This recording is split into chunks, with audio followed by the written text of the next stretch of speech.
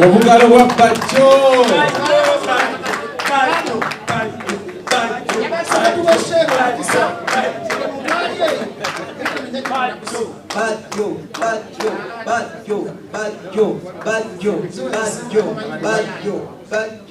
Baba David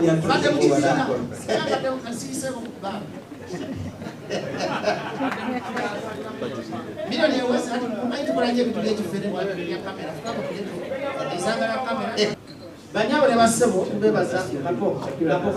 nandiko mana olusungu balugira mu nasale ino yawasako ulirize banyabule basebo Mwana profesa Bajjo mbadde nakyo profesa kandira kuka profesa omutuufu nze ne David Lutalo no wala nali nyingira endongo nga nakamala senior 6 229 jeneke bina nsikiza bana ndio bina saba kwekebeza siri 229 nenda kubane mbanya ndio tupate serious hapo atufanya vile vyenjogera bituufu ateze mmanyi sirimba isogera kabamba 229 nga nakamala senior 6 nkwata na Ruvule college jina koto alini mu duka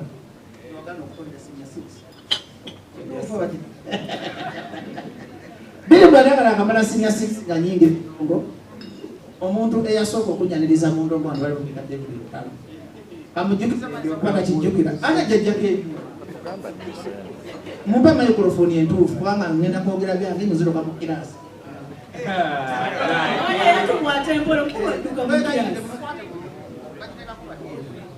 badde bagamba 229 nkwatagala David Lutalo show yange yasooka mu bulamu wali nambani nga bagikola luzira kati bala bakaitaga debate abakala bako babakamanyi ebiseera ebyo nali sirina capital omuvubuka omaze okusoma mumpulira bulungi weeyiya naye nga olina passion y'endongo nga tomanyi wogenda kutandikira naye kali mukujjukuju ku intaneti kubazi nakwaniranga abudubulasa abakazi beerana nasobolanga musomero babulira kituufu kamale pointi yange nagenda okujja mu kibuga nga olwedde manyi intaneti kati munanga esangango kijambu ango kijambu ebiseera ebyo kubanga kijambu Rogers yali manager wange BUD band ng'omusajja njagala nga tugenda paka wani wa Lutalo naye nali sirina capital nga wakamala kusoma nga n'ebyokusula obijja bingi nengera nentuukirira bino nobyojogera si byakugenda zibwe mbandi basogeza mutera natuukira Lutalo nampa show eyasooka nendowooza nti annimba naye nga nayogedde n'omugagga w'ebbala ya debate bamuyitanga Gerald oba yalagawo oba yafa oba gyali wali emuzira Lutalo nangamba agenda kujja nnimbe natwatesa emitwalo ameka 2 okujja okunyimbira ku show ki ku show zaali ziwera saawa 2 ez'ekiro Lutalo yali avuga emmotoka yali Gaya namulabirawo ku debate ng'akoze ki si ebiseera bya Gaya ebyo okuva olwo wajja atipuliriza twateesa 2 bwe yajja n'agaana sente n'agamba amaleyo nze jumya n'agamba ngenda kuyimbira ku show bwereere kulyamu akafaananyi oli muvubuka weeyiya naye omuntu azanga biri gwagakoze eki kati relationship yange awo yatandikira nani ne David Lutalo buli show gyonzizenga nanga Lutalo nampanga mukuzi bakukola abayimbi bejagala okwebaza mu kamera wo David Lutalo yenamba emu asooka ajjako yali Maulidi nantume yali Maulidi nantume ne Kenzo oyo yannyambamu agenda kufa malaria naye ate ye yakola omululu gwa ssente nakudivyaite wenyini era Kenzo wadde yatwala ssente zange ez'obwavu naye yatuukiriza obuvunanyizibwa n'akola ki kakati kiba kya busiru nnyo mukasa alifuusi Bajjo ow'ebbajjo obutajjukira gye nakola ki ate kabawulira ekyama kya David Lutalo mubangi temukimanyi David Lutalo alina empisa abayimbi bangi abalina talenti nga ola abandi badde bakabi nga bagwa dda ku myaka gya David Lutalo omuntu okuyimba mu Uganda olamala emyaka 15 oyo aba alina ekyama abasinga balowooza teribaddoko ebintu ebikola music industry kati kanjogere nga profesa mpisa David Lutalo ne bwakwata sona mulamu kamera nti yakwanye no abayingira lodi sita nkoloji atenga nzingiro ndaba abayingira ki abayingira lodi David Lutalo akumye erinnya lye ngali straight David Lutalo yayimba oluyimbe mbwa yekato yannuma yantama bane kajogere kubuzabuza munango oluyimbe olwanyamba nnyo obutafuna sirimu ebiseera ebyo twakola nga kuzidini yeiteko bwala kukola ki bwe nalaba nga oluyimba lwa Lutalo ne message erimu neŋŋamba enkobe ennuma okuva olunenjiga okwambala obupiira era Lutalo omwebaza yatuwa message y'amaanyi okulaba nga tukyali bavubuka balamu nga tekyetwaga tukola ki tulabayo mu Uganda wano ze no bajja isibisanze omuntu wa bamukwano gwange akoledde byo naakolera ekisimu n'isaamu ki egaali kubanga nze mbeera straight mumpuliza bulungi mu Uganda wano sinnalaba muntu ayimba nga David Lutalo nga bwayimba ku CD bwayimba ne ku live Lutalo mu nkola entuufu nga si byakujubisa yeyasikira omugezi Paulo Kafeero banaka bawulira ku mugezi Paulo Kafeero nti yeddoboozi ekkalu lyetwasigaza abayimbi bonna muyimba naye temunatuuka kuwanika Lutalo bwasalawo okuwanika ddoboozi ng'akaba Whitney Stone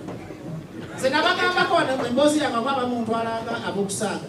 tisinga Lutalo yali Nigeria yandibadde Banabwayi wa Africa ompulira bulungi emugamba nga si kumuwaana nti ayina talenti oba kyonna kyonegedde naawe nti Lutalo ayina talenti amanye ennimi ali malutiranguleegi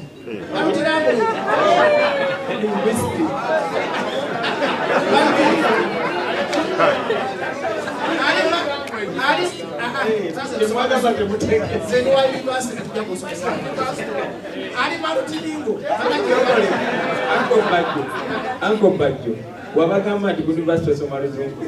Soma Luzungu, soma kuyita. Soma Luzungu. Kati mbadde nga nti Lutalo bw'ayimba Oluswayiri, owulira nga ddala Muswayiri. Bw'ayimba Oluzungu, owulira ddala nga muki. Era mwenna bannamawulire abali wano mu Uganda omuntu gwe mulina okuwa ekitiibwa nga mbaweerisi y'abayimbi mulina okuwa ekitiibwa nga bw'obasanga osanga David Lutalo muwa ekitiibwa osanga nga Chameleon muwa ekitiibwa abasajja bababonye osanga nga Bebe Cool muwa ekitiibwa osanga nga Bobi Wine muwa ekiti singi tatatuuka ino gye bali nze njogera n'abayimbi bawangadde ku maama ompulira bulungi tekugamba osanga nga Shiba muwa ekitiibwa ne mumbuzabuza maze kola gundi ale mujja njogera mumbuzabuza nimunsobedde muloza ndimukatolwana muleke mweyosikiti yange nabajagawo bajjotolwana munsobedde kati mwabakale jango badde nkugamba nti omuyimbi okwekuumira ku maama naaweza emyaka 15 nga David Lutalo Mukatona mugula abayise mu challenges nyingi abayise mu bizibu bingi abayise mu bikemo bingi Lutalo alina time gyatuukamu nagamba bagendeko okuloga obagendeko musabu naye Katonda gwasinza sobola era mbabuulira nga nkyali mulamu olumbe oba kinga kizze gyeni temuntwalanga musabe nebanga seetegerera aso kyogedde mawulire munsabire nga busabizi okuba kuwummula kummule mbadde mbagamba nti tuyita mu challenges ki naye kye nebaza Lutalo nti yalemera Katonda y'omu kubanzizayo okulokoka siri muloko nali nabivaamu bwe nakkiriza nti bw'ofuna challenge ku piiki y'okulemererwa n'owulira ng'ensi ekuvuddemu banga okooye ne wali omuntu atasobola kukuvaamu ye Katonda namwe mwenamwe n'abali wano mugyewo message eno mugende nga mumanyi mulina mukwano gwammwe Katonda ali omu kye neebaza ku Lutalo enduulu tezisitula Lutalo agenda okujjuza Serena Ebonge ye Lutalo wa DV8 nti ebbanga bw'omukubira essimu akola ki teyerabiranga mikwano gye teri muntu atalina weakness nange nina weakness zange sijagamba nti Lutalo balayika naye buli muntu munsi tutambulira mu kusobya na kutegeera nsobi ki zaffe naawe kennyini agamba nti bajje mu byoba mulungi olina ensobi ki ensobi zo kati bantukamingi mwenna abala interview eno ba press conference eno kabawulire ekyama ekikumye David Lutalo waggulu mpisa talenti na kutya Katonda na kwagaliza teri muyimbi niwabanga awunye enkwawa n'akola concert Lutalo n'atamubeererawo tasosola gamba nti ono munene ono mutono ono mweru ewali abayimbi bawunyawuya abasinga obamanyi ayita asina okweyonja bane Steve Jini Simbi yakuba mu studio ngawulya ebigere tebagala kubanga bamazima naye Lutalo takola kate Lutalo awunya bulungi kate Lutalo akola jini kugamba is the husband to busy kafuna kati mbadde mbagamba bayita kwa sport badde kate bongo bakwatira mpaka ate mumuzamuza mbamba kumulamu wakujampinga nakati mbadde mbagamba ng'ennaku z'omwezi munana Lutalo tagenda kuyimba Lutalo agenda kucelebrating emyaka tugenda kusomera enamivule agenda kusoma amazzi mu nnaku z'eki Lutalo yagamba bisijja bisobola ebyobufuzi ngenda kuyimba kati kino nkyogera mu kamera ng'ensi yonna endaba buli anajja ku Serena n'atanyumirwa shiradde mu Lutalo ngamba nti mulimu kino ekyagambye ngenda kubbiza ssente zo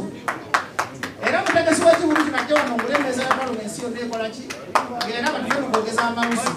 njagala ajja abali mu Lutalo ku mwalo esikola bintu byakabampaane omutegesi yategese mu kayaaluwa aluwa gye muwe kukaashi endoso njagala juba mukisa nawe aye alaba akukutu gonna wiiki bbiri ezigenda yita wano 7 siisemu na sente nnyingi nawano miliyoni 2 emindi egisasula obugalo bwa Bajjo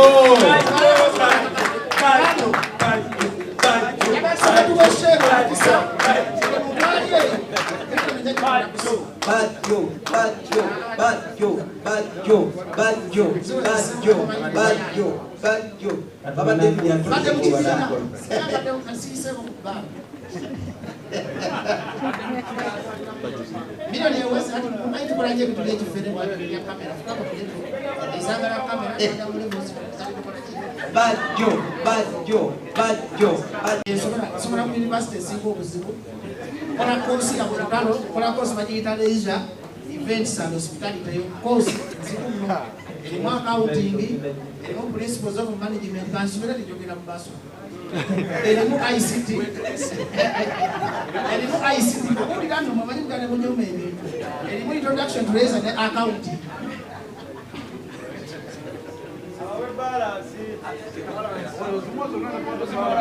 Tebo zange tiketi zange zifunye bulungi tushadde mu Lutalo ennaku z'omwezi nga 8 nange tazikaba ziri 8 taata tiketi nayanza sebo mutegesi natusabira emikisa kiko naye omuwadde 8 amadde 8 sebo ate bwe wanaawoleza ssente olwobanje oti wentolodde bananga bamawule wentolodde yakakadde kanambula webale nnyo Bajjo njagala kuva kasindalo wano nabala bakola ki naye abayimbi mwenna sanze kubagulira kubasinza kitabu waliwo akatalo tali akagenda ku social media nogeddeko olumuyimbi waisagala kwetanda lukuyani abayimbi mwenna olina okuba n'omutima omulungi nze ngenda kukola ekivulu ennaku z'omwezi 8 ebisoga tutta bayimbi bampisa mukafirigo band David Lutalo nga Bisaki Baswami Avenue tulina ekivulu kyaffe kyabusoga wano ekyendigiro era NBC ekitegesereza baki naye promota wekwate simu ntuna musimu n'engamba Lutalo yeeyisa nti abuuma ekigambo ki kulisiti yange Lutalo yasooka kubanga tubala abayimbi abakola ssente abamalayo Lutalo akubasira nange anakuba ne Maria Fule yawa abayimbi bamubalenga bajja ne bajjuza Serena ebweru ne bakola ki waliwo ne yajjuzaako olugogo n'agenda emukolo n'afuna 10 mu Amerika mwataana bino njogera ndi promota ate ndudde mu ndenge nekikola ki kati wemma mulina chansi ya David Lutalo ng'amalayo lwaki mumukuba lwaki temusobola kutunulira birungi byakola nga temunatunulira nsobize fena tugizigagana kakati nsaba music industry tugize waggulu bannamawule mutuyambeko temuddamu kupositinga bintu bisa muyina twafiirwa Paulo Kafeero n'agenda Basudde n'agenda Muzeyi Sebatta yaliwo naye Sebatta yagamba ekigambo ekimugamba okuyimba Kafeero ne Basudde olwafuna alina kwa kompitinga naye tasobola kuyimba na kazibu ekapo kubasinga toze tasobola kuyimba na wamukaga singa toki kati wemukuba balutalo ne bavaawo abantu abateeka music industry yamwe waggulu ne mubawandikako ebintu ebikyamu abantu babakyawe mukatonda muguluba mwekuba mwekka kati singa Lutalo taliwo kamera zino zonna zanditunudde mwana njagala tubeere nationalist njagala tukule bannayuganda abandaba ku TV tuyige okwagala producti zaffe nze bwe mundabanga nvuddeyo okuba omuyimbi sikuba muyimbi atanyina aboozuka sisobola kuba muyimbi akoze ensobyemu babbiri omuntu era gwe mumpulira ngamba aba n'omutima omubi nze kasita aba n'omutima omubi newaaba Lutalo ng'alina omutima omubi era nsigadde enkola ki nze Bajjo sirina mukwano gwange ge mazima obe maama wange yanza nankuba school fees wa taata nga nyingira ebidongo naye taata yansonyiwa ekintu yafa nkute ku mukono naŋŋamba singa tewazikozesa bulungi ng'obadde muyayi wagenda mu kwagala abakazi na bidongo n'otobeera bulungi nandifudde mutaddeko ekiku yansomya kwa namugamba amaki namugamba tata oba dokita boyagala ansome sinsobola omutwe gwange tegusobola sitaananzizi kanyingire mu bintu byekola ki kuba yali ayagala nfuge dokita kakati abamawulire mwenamwena nga tulijje mu katemba tuyige okuzimba abantu mu katonda mugulukuya mwakafaananyi okubya lutalo agudde ogenda kusigaza kafeero ki kuba lutalo ye Paulo Kabentondo talenti kubanga lutalo yasinga entondo talenti ludikisi okuyigiriza ate lutalo ennyimba ze nga sizakujubisa n'obuyonjo baga emiyimbi asinga okuwunya obulungi era ekisibwa muganda wange kabiri natugali kati kubanga oli supasitamu eyo levo bajjo tuli live kusanyuka tuli live sebo webale nnyo kamiro nijja kunyonyola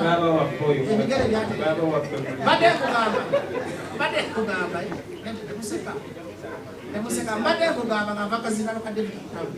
bannayuganda mwena abaana bakusene mbadde simanyi tuli live mujje mwagire talenti zammwe kamalage bano abayimbi temukavanga mubanga temuvanga mu David Butalo temuvanga mu Suga temuvanga mu Spice Diana temuvanga mu Shakira mugongo temuvanga mu kazi wekapo mulaba mubanga donka mutya musingalizo obanga oyagala kapo okumulaba nti muyimbi nnyo ajja kumala kufa mulaba omugaso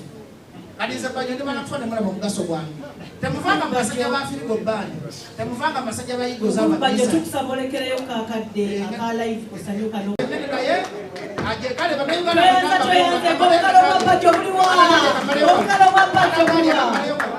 enda kuzobwezi na munana kufule pakuliki holiday